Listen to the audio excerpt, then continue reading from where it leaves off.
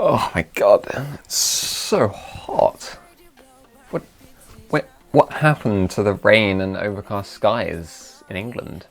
I hope you're all doing alright. Welcome back to another video here on the channel. And today we have a very, very special guest today on the channel. It is, would you not have guessed it, the Dell XPS 15. Absolute beast. But today I'm going to be talking about how my experience has changed, evolved, and stayed the same over the past 9 months that I've had this thing. But yeah, before I begin, if you do enjoy this video and you would like to see more of this kind of thing, then please subscribe to the channel and like this video. I'd really appreciate that. Alright, so no better place to start things off than what do I absolutely love about this laptop. And as I said in the previous video, the screen is got to be my favourite thing. I mean, even the panel is pretty good. The viewing angles are fantastic. The resolution looks good, but it's not quite like Retina. I can still see some pixels. But yeah, it's the bezels that just gets me, and the colours. The colours are so good. And then, yeah, so that's the main thing I do like. And what are the two things that I don't like about this thing? And number one is the material that they use on the inside. The outside is a very nice sort of metal, aluminum or aluminium, depending on whether you can speak English or not. But yeah, that's the outside. But on the inside, you've got this weird sort of carbon fiber black material. And firstly, I don't like the color black on a laptop. I find that it shows up dust and any kind of dirt to an extreme amount.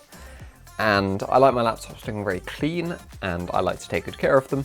And so yeah, just showing up every bit of dust that falls on it is just a bit annoying. And it gets a bit greasy as well. But yeah, the carbon fiber, I don't think it's a particularly nice interior. Obviously, this is a subjective view. You might feel differently about this laptop. I feel like if they went for sort of what Apple did with the MacBooks, well, I mean, it doesn't have to be the same as the outside, like the MacBook Pros, but just make it some kind of nice metal inside. And the second thing I don't like about this is that it broke. Yeah.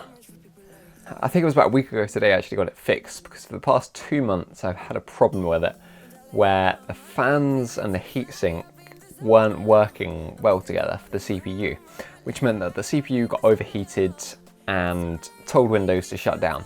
So I could be doing the lowest 1080p color grading and the laptop would just shut down because it overheated. And if I tried to play in a game, it would just shut down. But the one time it didn't shut down, you'll never guess it, is when I was trying to record it shutting down so I could show the repair guide just in case it didn't shut down. Of course. More specifically, what do I use this laptop for? And the first thing I use it for is video editing. The second thing is gaming, a little bit. And then just general use, as everyone would do. So I'll start off with the gaming aspect. Like I said in the full review of this laptop, it does have a GTX 1050 4GB in it, which is very much enough for gaming. I do have to sort of cap at 30 FPS, and I can sort of stretch to the highs occasionally in Ultra, but I prefer to keep it at the high just to sort of maintain decent temperatures inside of the machine. But yeah, you're not going to be able to put everything at 60 FPS high at Ultra. You might have to limit yourself to 30 FPS. But for someone who's playing sort of casually, just enjoys playing a nice fun game in the evening, then the thing's perfectly good. When I was deciding what laptop to get, I did consider a Mac, but I did then think that I do like having the option just to play a game if I want to. If I'm out on holiday or something and I'm bored in a hotel, then I can play GTA 5 or something. But yeah, I've played all kind of games with this thing. Rainbow Six Siege, GTA 5, all at decent-ish settings with, apart from the overheating issue, very little thermal throttling. Over the past few months, I have noticed over time there gradually is a bit more thermal throttling, and I can't get the full 30 FPS as I did when I got this laptop brand new. I do sometimes think that I might have been better off building a computer with like an 8-core and a GTX 1070 or something for a similar price and a better monitor. But I think this thing sort of lived up to what I expected when I bought it. And I think scrubbing along the timeline, it's not the smoothest thing when I'm at full 4K playback. But if I can drop that down to like half or something, then I find that it's pretty smooth. And doing things on After Effects is where things get a little bit slow, and I would definitely like a Threadripper or something, or an i9 or whatever they have now. Yeah, the time it takes to render some special effects in After Effects that I occasionally do, like the one in the previous video. Yeah, it can take a good like 20 minutes to literally just render that effect, and I think I could bring that down to like 5 minutes or something if I had a better computer. But yeah, this thing, I guess it's not advertised to be a special effects machine. It's just supposed to be light timeline editing that can, if you're willing to take a bit longer to edit your videos, definitely do a few more fancy things. So that's where it stands on video editing. So I guess the question is, after 9 months or 6 months of having this thing, am I still glad that I bought it? Was it the right decision? And I'd say yes.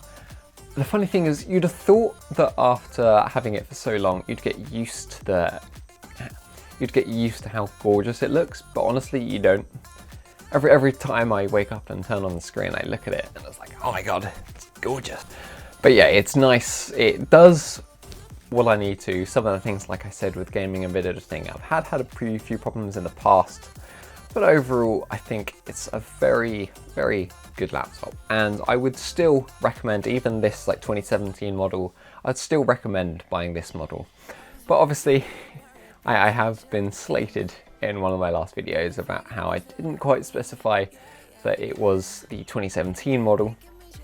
But I would still definitely recommend getting this. But if you want the 2-in-1, go for the 2-in-1. That's also an equally good laptop. So I hope you enjoyed this video. If you did, please hit the like button and subscribe for more videos on the channel. And I will see you guys in the next one. Goodbye.